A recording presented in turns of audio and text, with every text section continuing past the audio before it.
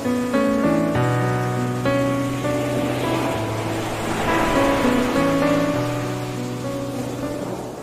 আলাইকুম। কেমন আছেন? আশা করি সবাই খুব ভালো আছেন। আলহামদুলিল্লাহ আমিও আপনাদের দোয়ায় খুব ভালো আছি। রোজিস মোটিভেশনের পক্ষ থেকে সবাইকে স্বাগতম। আজকে আপনাদের সাথে যে বিষয়টি নিয়ে কথা বলবো সেটি হচ্ছে যে আমরা বিভিন্নভাবে কিন্তু সুস্থ থাকতে পারি। তার মধ্যে সবচেয়ে যে সহজ একটা বিষয় হচ্ছে সেটা হচ্ছে নবীজির সুন্নত মতো যে চলা। সেটা কিন্তু সবচেয়ে সহজ এবং যে কেউ সেটা পালন করতে পারবেন। নবীজি খাওয়ার সময়টা কি করতেন? খাবারের আগে তিনি পেটটাকে ৩ ভাগ করতেন। ১ ভাগ খেতেন, ১ ভাগ খাবার দিয়ে পূর্ণ করতেন, ১ ভাগ পানি খেতেন, আর ১ ভাগ আমাদের দম নেয়ার জন্য ফাঁকা রাখতেন। এতে খাবারটা সহজে ডাইজেস্ট করা যেমন সহজ হতো, তেমনি আমাদেরও ভীষণ ভালো লাগতো এবং কেউ ওজনও বাড়বে না। মানে ওজনটাও নিয়ন্ত্রণে থাকবে, তার ডাইজেস্টিভ সিস্টেমও ভালো চলবে এবং সে ভালো ফিল করবে। সবচেয়ে বড় কথা হচ্ছে শরীরটা হালকা লাগে। আর বেশি খেয়ে নিলে একদম অনেকে আছেন যে অনেক পরিমাণে প্রয়োজনের অতিরিক্ত খেয়ে কিন্তু তাদের অবস্থা কিন্তু খুব খারাপ হয়ে যায়। তারা নিঃশ্বাস নিতে পারে না ঠিকভাবে, হজমেও প্রবলেম হয় আর ওজনও বেড়ে যায়। আমাদের ওজনটা হচ্ছে খুবই ইম্পর্টেন্ট। আমাদের ওজনটা যদি আমাদের নিয়ন্ত্রণে থাকে তাহলে কিন্তু আমাদের অনেক কিছু আমাদের নিয়ন্ত্রণে থাকে। আমরা সুস্থ সুন্দর জীবনযাপন করতে পারি। অসুস্থতা আজকাল ঘরে ঘরে যেমন ডায়াবেটিস রোগ বেড়ে যাচ্ছে। অনেকে প্রতি ঘরে একজন না একজন করে ডায়াবেটিস রোগী আছেই। ডায়াবেটিস তো কোনো একটা অসুখ না, এটা হচ্ছে যে গ্লুকোজ জাতীয় খাবারগুলা তার বডি ঠিকভাবে নিতে পারে না। রক্তে গ্লুকোজের পরিমাণ, রক্তে ইনসুলিনের পরিমাণ বেশি থাকে, ফলে আর কার্বোহাইড্রেট জাতীয় খাবার থেকে রক্তে আর গ্লুকোজটা বাধা দেয়। ইনসুলিন রেজিস্ট্যান্স যেটাকে বলে, মানে ইনসুলিন হচ্ছে একটা গঠনকারী একটা হরমোন, মাস্টার্ড হরমোন, যেটা অতিরিক্ত থাকলেও প্রবলেম, আবার একদম না থাকলেও কিন্তু প্রবলেম। এটা একদম স্বাভাবিক থাকতে হবে। এজন্য আমাদের কিন্তু এই যে নবীজির দেখানো যে খাবারের যে সুন্নত, যে সুন্দর নিয়ম, এটাই কিন্তু বেস্ট।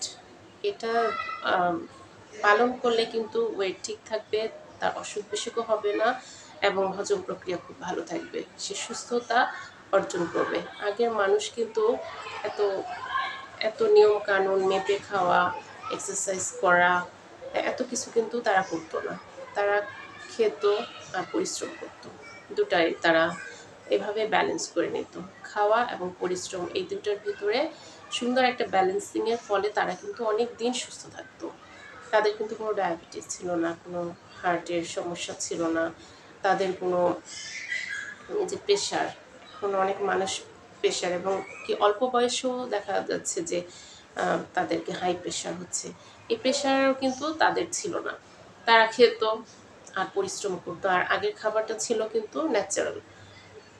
আর এখন খাবার কিন্তু ম্যাক্সিমামই ফার্টিলাইজার, পেস্টিসাইড, কীটনাশক এগুলো স্প্রে করে এবং খাবারে দ্রুত সার প্রয়োগ করে খাবারটাকে সময়ের আগে উৎপাদন করে মানুষকে সাপ্লাই দেওয়ার যে একটা টেন্ডেন্সি, এ কারণে কিন্তু আমাদের এই যে খাবার দাবারের ন্যাচারাল সিস্টেমটা হারিয়ে গেছে।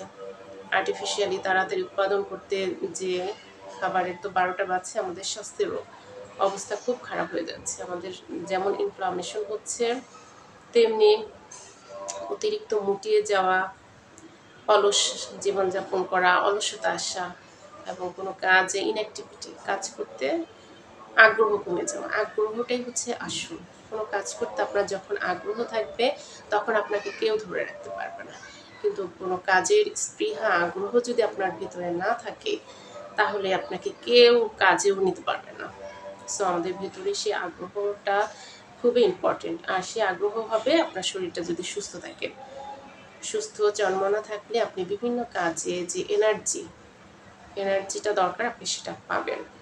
তাই নবীজি যেভাবে দেখানো পথে খাবার দাবার গ্রহণ করতেন এবং আমরা নবীজির উম্মত হিসেবেও আমরা কিন্তু সে পথটি অবলম্বন করতে পারি, কিন্তু আমরা মুসলমান হয়েও কিন্তু এত সুন্দর সিস্টেম থাকা সত্ত্বেও আমরা ঘরে ঘরে এত রোগী কেন, এত অসুস্থতা কেন? নামাজ পড়ছেন, কোরআন তেলাওয়াত করছেন, হজ করছেন, দেখা গেছে তারাও অসুস্থ কেন? তাহলে কি তারা কি নবীর সুন্নত কি মানেন না? তারাও তো মানেন না। খাবার দাবারের ক্ষেত্রে মানা যায় না, সব ক্ষেত্রে কিন্তু মানতে হবে। অতিরিক্ত খাওয়া এটাও কিন্তু অপচয়। প্রয়োজনে অতিরিক্ত খাদ্য আহার করা এটাও কিন্তু আপনার জন্য অপচয় একটা, আর অপচয়কারীকে আল্লাহ পছন্দ করেন না। তো আমরা সবাই নবীজির দেখানো তার নিয়ম অনুযায়ী চলবো, তার দেখানো যে সিস্টেম বলে গেছে সেইটা পালন করবে। এবং তিনি কি সুন্দর তার সিস্টেম, আরেকটা হচ্ছে রোজার সিস্টেম। তিনি প্রতি সপ্তাহে 2টা রোজা রাখতেন, সোমবার, বৃহস্পতিবার, আর মাসের 3টা, চন্দ্র মাসের 3টা, 13, 14, 15। তা এভাবে করে তিনি কিন্তু রোজা রাখতেন। রোজাও আমাদের কিন্তু আমাদের ভিতরের ক্লিনজিং প্রসেসটাকে চালু রাখে, আমাদের ভিতরে